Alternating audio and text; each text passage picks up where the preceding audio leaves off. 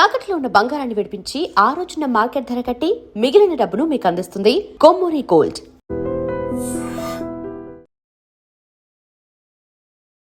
Hi hello నమస్తే, welcome back to waiter media. అమెరికాలో పెను సంచలనం క్రియేట్ చేసే ఒక స్టేట్మెంట్ అమెరికన్ ప్రెసిడెంట్ అయిన ట్రంప్ రివీల్ చేశాడు. అదేంటంటే ఇండియా నుంచి అయి ఉండొచ్చు, వేరే కంట్రీస్ నుంచి అయి ఉండొచ్చు, అక్కడికి వెళ్ళి స్థిరపడి అక్కడ డబ్బులు సంపాదించుకున్న వాళ్ళు ఎవరైతే ఉన్నారో వాళ్ళకు ఇల్లు కట్టుకోవాలనుకున్నా, అక్కడ చదువుకోవాలనుకున్నా, అక్కడ ఒక కారు కొనుక్కోవాలనుకున్నా ఒక లోన్ అయితే తీసుకోవాల్సి ఉంటుంది. కానీ ఇప్పుడు అక్కడ ఉన్న బ్యాంక్స్కి వార్నింగ్ ప్రొవైడ్ ఇచ్చాడు మన ట్రంప్. ఏంటంటే వీళ్ళు ఎంతకాలం ఇక్కడ ఉంటారో ఎవరికీ తెలియదు, వీళ్ళ జాబ్స్ ఎప్పుడు పోతాయో ఎవరికీ తెలియదు. అలాంటి వాళ్ళకి మీరు లోన్ ఇవ్వడం ఎంతవరకు కరెక్ట్? వీళ్ళకి లోన్ ఇస్తే ఎవరికి అయినా సరే బాధ్యత వహించడం చాలా కష్టం అని చెప్పేసి ఆయన ఒక వార్నింగ్ అయితే ప్రొవైడ్ చేశాడు. మరి దానికి సంబంధించి విషయాలు మనకు తెలియజేయబోతున్నారు జియో పొలిటికల్ అనలిస్ట్ అయిన మందాడి కృష్ణారెడ్డి గారు. సార్తో మాట్లాడదాం. నమస్కారం సార్. నమస్కారం అండి. ఇప్పుడు ట్రంప్ ఆల్రెడీ బ్యాంక్స్ని వార్నింగ్ చేస్తూ ఉన్నాడు అనమాట. మేజర్గా ఎవరైతే ఇక్కడ చదువుకోవడం కోసం వస్తామని చెప్పేసి మీ దగ్గర లోన్స్ తీసుకుంటున్నారో ఒక్కసారి వాళ్ళకి అసలు ఇక్కడ చదువుకోని బాగా రాణించి తిరిగి మీ లోన్ పే చేయగలగా ఒక జాబ్ తెచ్చుకోగలరా లేదో మీరు ముందే ఎంక్వైరీ చేసుకోండి, ముందే చెక్ చేసుకోండి అని చెప్పేసి. అసలు ఇది ఎంతవరకు సాధ్యం? మరి బ్యాంక్స్ ఇప్పుడు ఏ ఉద్దేశంతోనూ ఏ నమ్మకంతో లోన్స్ అనేవి ఇవ్వగలవంటారు?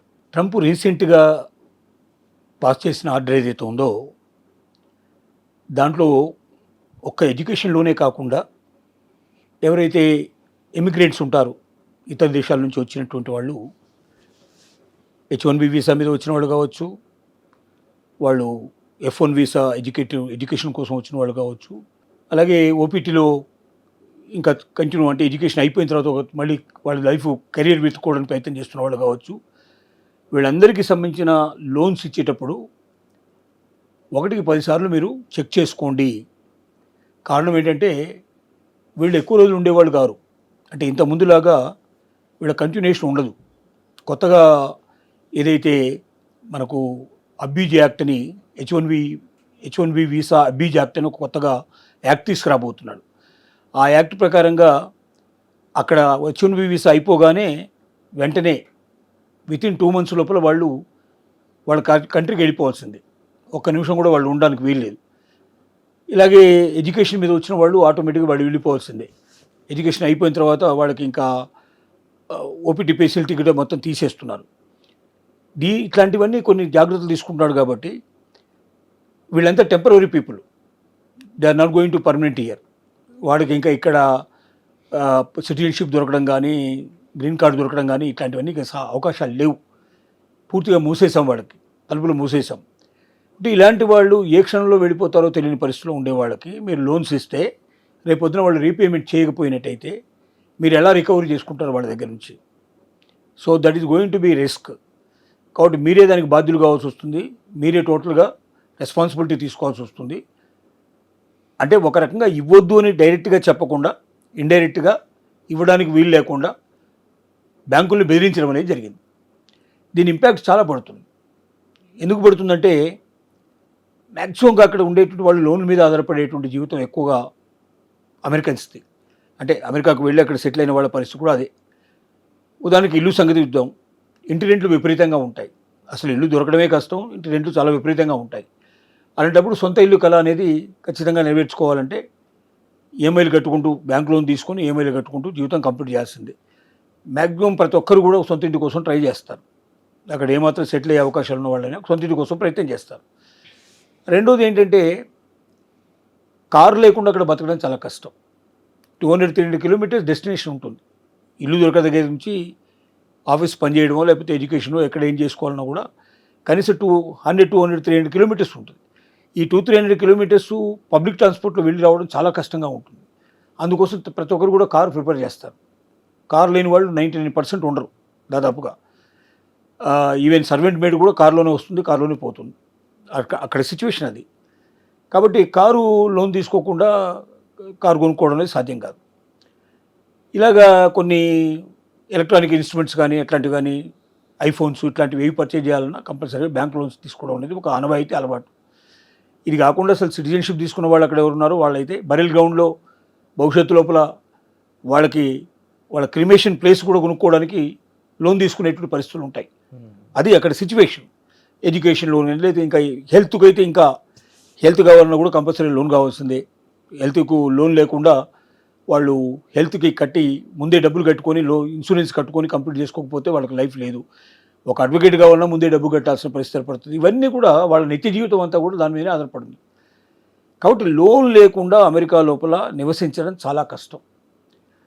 సో ఎవరైతే ఎమినెంట్స్ ఉన్నారో, ఎమిరేట్స్ బయట నుంచి వచ్చిన వాళ్ళు ఉన్నారో, ఈ ఎమిరేట్స్ మీద, ఇమిగ్రేట్స్ మీద ఒక రకమైనటువంటి ఒత్తిడి తీసుకొచ్చేసి వాళ్ళకి లోన్స్ దొరకకుండా చేసినట్టయితే భవిష్యత్తు లోపల వీళ్ళు ఇక్కడ ఉండడం కష్టం, వీళ్ళంతా వీళ్ళే పారిపోతారు, ఉండలేకుండా వెళ్ళిపోతారు అనేది ట్రంప్ ఒక అభిప్రాయం. ఎందుకంటే ట్రంప్ సెకండ్ టైము అధికారంలోకి వచ్చేటప్పుడు ప్రజలకు వాగ్దానం చేశాడు. ఎవరు వాగ్దానం చేశాడు? నేను మీకు అమెరికన్స్కే జాబ్స్, బయట నుంచి వచ్చిన వాళ్ళకి జాబ్స్ ఉండవు, మేక్ అమెరికా గ్రేట్ అగైన్ అనే అది. కాబట్టి అమెరికన్ ఫస్ట్, అమెరికా ఫస్ట్ అన్నట్టుగా నిదానంతో వచ్చాడు. అందుకే మ్యాక్సిమంగా బయట వాళ్ళందరినీ, వలసవాదులందరినీ బయటికి పంపించడానికి ఈవెన్ సంఖ్యలు వేసేసి బలవంతంగా విమానాల లోపల తీసుకెళ్లి వాళ్ళ దేశాలు వదిలిపెట్టి వచ్చేసాడు. ఆ తర్వాత కొంతమందిని న్యాయాన్ని ఇంకా అన్ని రకాలుగా ప్రయత్నాలు చేశాడు. చివరికి కొంత డబ్బు ఇస్తాను, మీకు ఫ్లైట్ టికెట్ ఫ్రీగా ఇస్తాను, మీరు దేశానికి వెళ్ళిపోండి అని చెప్పి కొంతమంది బుజ్జగించి చెప్పాడు. ఇలా అన్ని ప్రయత్నాలు చేసి చివరికి ఇప్పుడు ఉన్న వాళ్ళని ఎలా వదిలించుకోవాలని భావంతో, కొత్త వాళ్ళు రాకుండా ఉండాలనే ఉద్దేశంతో ఈ పని చేస్తున్నాడు. అంటే ట్రంప్ యొక్క ఆలోచన ఏమిటంటే, ఎవరైనా బయట నుంచి ఈ దేశానికి రావాలంటే వాళ్ళు అక్కడి నుంచి డబ్బు తీసుకొచ్చి ఇక్కడ ఇన్వెస్ట్ చేసి అమెరికాకు మేలు చేసేటువంటి వాళ్ళు కావాలి తప్ప, ఇక్కడ వచ్చి ఇక్కడ డబ్బు సంపాదించుకొని వాళ్ళ దేశాలకు పంపించేటువంటి వాళ్ళు మాకు అక్కర్లేదు అనేది అతని స్లోగన్. అలాగే వాళ్ళ మేధస్సుతోటి ఇక్కడ డబ్బు క్రియేట్ చేసి వెల్త్ని క్రియేట్ చేయాలి, అమెరికాలో వెల్త్ని క్రియేట్ చేసే వాళ్ళే కావాలి తప్ప మామూలు వాళ్ళు మాకు అక్కర్లేదు. అయితే అమెరికాలో ఉన్న కంపెనీస్కి కావాల్సింది ఎప్పటికైనా చీప్ లేబర్, అది ప్రొవైడ్ చేయడంలో ఇండియా ఎప్పుడు ముందుంటుంది. ఇప్పుడైతే ఇండియా కాంపిటీషన్ వచ్చినాయి, వియత్నాం వేరే కంట్రీస్ కానీ చాలా, అంటే టు బీ ఫ్రాంక్, ఒక గత కొన్ని దశాబ్దాలుగా ఇండియా అనేది చీప్ లేబర్ని ప్రొవైడ్ చేయడంలో, క్వాలిటీగా పనిచేసే అంటే మంచి ఎంప్లాయీస్ని తక్కువ శాలరీకి ప్రొవైడ్ చేస్తూ ఉంటుంది. సో ఆ రకంగా చూస్తే అక్కడ కంపెనీస్ మనల్ని వదులుకుంటాయా? మరి దానికి సంబంధించి అక్కడ కంపెనీస్ ఏమైనా వరీ అవుతాయా? మరి ట్రంప్కి వాళ్ళు ఏమైనా ఛాలెంజ్ విసిరే ఛాన్స్ ఉందా? అసలు అలాంటిది ఏం లేదా? ఆల్రెడీ కంపెనీస్ అన్నీ కూడా మ్యాక్సిమం ప్రయత్నాలు చేస్తున్నాయి. ట్రంప్ వినే పొజిషన్లో లేడు. ఎందుకంటే ఇండియన్స్ ముఖ్యంగా ఏమిటంటే బాగా తక్కువ రేట్లో 4-5 టైమ్స్ తక్కువ రేట్లో పనిచేస్తారు, నెంబర్ 1. నెంబర్ 2, ఒబీడియంట్గా ఉంటారు. అసలు ఒబీడియన్స్ అనేది మీకు అమెరికా లోపల అమెరికన్స్ దగ్గర మీరు వెతకడం అనేది చాలా కష్టం. హాయ్ బాయ్ తప్ప ఇంకేం ఉండదు. వచ్చినప్పుడు హాయ్ అంటాడు, పోయేటప్పుడు బాయ్ అంటాడు, అంత తప్ప ఆఫీసర్స్ అని, సార్ అని ఇట్లాంటివన్నీ ఏమి ఉండవు. ఫ్రెండ్ లాగా ఉంటాడు. ఎంత పెద్ద ఆఫీసర్ అయినా, సీఈఓనైనా ఫ్రెండ్ లాగానే భుజం మీద చేసి మాట్లాడే పరిస్థితిలో ఉంటాడు తప్ప ఈ డోంట్ కేర్. ఇలాంటి సిచ్యువేషన్ ఉంటుంది. రెండోది, ఎక్స్ట్రా టైంకి చేయరు. ఏమాత్రం లేట్ అయినా ఒక అరగంట కూడా టాలరేట్ చేయడు. సండేస్ హాలిడేస్ అసలు వచ్చే ప్రశ్నకి లేదు. సో ఈ రకమైన కొన్ని మొత్తం ఇంపాక్ట్ చూసుకున్నట్టయితే ఇండియన్స్ని ఇతర దేశాల నుంచి వచ్చే వాళ్ళు ఎంత తక్కువ రేట్లో పనిచేస్తారు, ఒక రకమైన ఎంత ఒబీడియంట్గా ఉంటారు, అన్ని రకాలుగా కంపెనీకి మేలు జరుగుతుంది వాళ్ళ వల్ల అనేది వాళ్ళ భావన. అందుకే బయట నుంచి మ్యాక్సిమం తీసుకొని చేస్తున్నారు. వాళ్ళ 54 lakhs పైన ఇండియన్స్ అక్కడ సెటిల్ అయి ఉన్నారు పరిస్థితి ఉంది. వీళ్ళని కదిలించడానికి మ్యాక్సిమం ప్రయత్నాలు జరుగుతూ ఉన్నాయి. అక్కడ ఉన్న కంపెనీస్ దీనికి ఒప్పుకోవడం లేదు. కానీ ఒప్పుకోకపోయినా తప్పని పరిస్థితుల్లో చేయాల్సిందే, ఇంకో మార్గం లేదని చెప్పి ట్రంప్ చెప్తున్నాడు. అందుకే ఏం చేస్తున్నారంటే, వాళ్ళు అవుట్ సైడ్ ది అమెరికా అక్కడ ఆఫీసులు ఓపెన్ చేసేసి అక్కడికక్కడే సర్వీసెస్ తీసుకొని అమెరికాకు కావాల్సినట్టు సర్వీసెస్ కూడా out side of the America నుంచి తీసుకోవాలని ఒక ప్రయత్నం మొదలుపెట్టారు. దాంట్లో ఇండియాలోనే ఇప్పుడు ఎక్కువ ఆఫీసులు ఓపెన్ అవుతున్నాయి. ఎందుకంటే అక్కడ ఉండే సీఈఓస్, ఇంపార్టెంట్ పర్సన్స్ అంతా కూడా, కంపెనీలకు మెయిన్ పర్సన్స్ అంతా ఇండియన్సే ఉన్నారు ఇప్పుడు ఎక్కువ భాగం. కాబట్టి ఆ ప్రయత్నం జరుగుతోంది. అందుకే గూగుల్ ఇవాళ ఆంధ్రప్రదేశ్లో వైజాగ్ లోపల దాదాపుగా $15 billion అక్కడ ఇన్వెస్ట్మెంట్ చేయడం జరిగింది. ఈ ప్రయత్నాలన్నీ జరుగుతూ ఉన్నాయి. ఇక ఫైనల్గా దీనికి కన్క్లూజన్, మరి బ్యాంక్స్ ఏ విధంగా ఆలోచిస్తాయి? స్టూడెంట్స్కి మరి ఇప్పుడు లోన్స్ ప్రొవైడ్ చేస్తాయా, లేదంటే అమెరికా ప్రెసిడెంట్ అట్లా మాట్లాడిన మాటల ఇంపాక్ట్ అనేది బ్యాంక్స్ మీద ఎంతవరకు ఉండొచ్చు? బ్యాంకు లోన్స్ ఇక రావడం కష్టం. ఎందుకంటే ఒక అమెరికన్ ప్రెసిడెంటే స్వయంగా మాటలు చెప్పాడంటే రేపు పొద్దున ఏమంత తేడా వచ్చినా ఆ బ్యాంకుని క్లోజ్ చేయడానికి కూడా ప్రయత్నాలు జరుగుతాయి. కాబట్టి బ్యాంకు రిస్క్ తీసుకోరు ఎట్టి పరిస్థితి లోపల. తిరిగి మనకు రికవరీ చేసుకునేటువంటి పరిస్థితులు లేనటువంటి రిస్క్ను మేము ఎందుకు తీసుకుంటాం అనేటువంటి పరిస్థితి ఏర్పడుతుంది. అది కావాలనే ఇంపాక్ట్ కలిగించాలనే ట్రంప్ ఇవాళ ఆర్డర్ తీసుకొచ్చాడు. ఈ ఆర్డర్ ప్రకారంగా ఇక భవిష్యత్తు లోపల వలసవాదులకు అక్కడ లోన్స్ దొరకడం అనేది కష్టం. ఇంటి లోన్, హౌస్ లోన్ కానీ, లేదా కార్ లోన్ కానీ, ఇంకా మిగతా లోన్ కానీ దొరకవు అనేది అర్థమైపోయింది. దీనికి ఏమంటున్నారంటే, ఇప్పుడు వలసవాద సంఘాలు ఏవైతే ఉన్నాయో, అక్కడ అసోసియేషన్స్ ఉన్నాయో, మేమంతా కోర్టుకు వెళ్తాం, కోర్టులో తెలుసుకుంటాం అంటున్నారు. కానీ ఆ కోర్టులు తేలడం కింది కోర్టు నుంచి పై కోర్టుకు వెళ్ళే వరకు అక్కడ కూడా కొంత టైం తీసుకుంటుంది.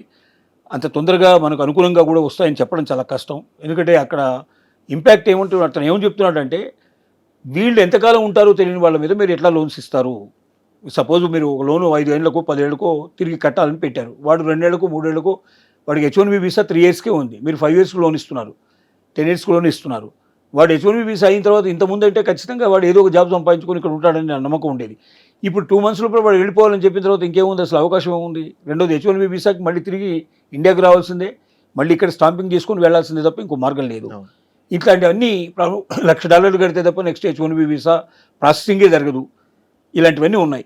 ఈ ప్రాబ్లం లోపల ఎవడు కూడా రిస్క్ తీసుకొని ప్రయత్నం చేయడు. లోన్స్ ఇక రావు. లోన్స్ రాకపోయినట్టయితే అక్కడ ఇండియన్స్ బతకడం చాలా కష్టం. ఇప్పటికే 40% ఇండియన్స్ వెనక్కి వచ్చేందుకు సిద్ధపడ్డారు. ఇక భవిష్యత్తులో మిగిలిన వాళ్ళు కూడా తట్టబుట్ట సర్దుకోవడానికి సిద్ధపడతారనే పరిస్థితిని బట్టి అర్థమవుతోంది మనకు. Thank you so much sir. మేజర్గా అక్కడ ఉన్న సిచ్యువేషన్ మాకు కళ్ళకట్టుని చూపించే విధంగా ఇన్ఫర్మేషన్ ప్రొవైడ్ చేసినందుకు. సో విన్నారు కదండి, రైట్ నో అమెరికాలో ఎవరైతే స్థిరపడాలని చూస్తూ ఉన్నారో వాళ్ళందరూ కూడా ఇల్లు కొనాలని, కారు కొనాలని డెఫినెట్లీ ఒక లోన్ మీద కొనే అవకాశంగా ఎక్కువ చూస్తారు. బట్ అలాంటి పాసిబిలిటీ లేకుండా ట్రంప్ తీసుకునే నిర్ణయానికి మరి మీరు ఇచ్చే ఒపీనియన్ ఏంటి? తప్పకుండా మీ ఒపీనియన్ కామెంట్ సెక్షన్లో మెన్షన్ చేయండి. వచ్చే ఎపిసోడ్లో మరి కలుద్దాం. Thank you so much sir. Thank you.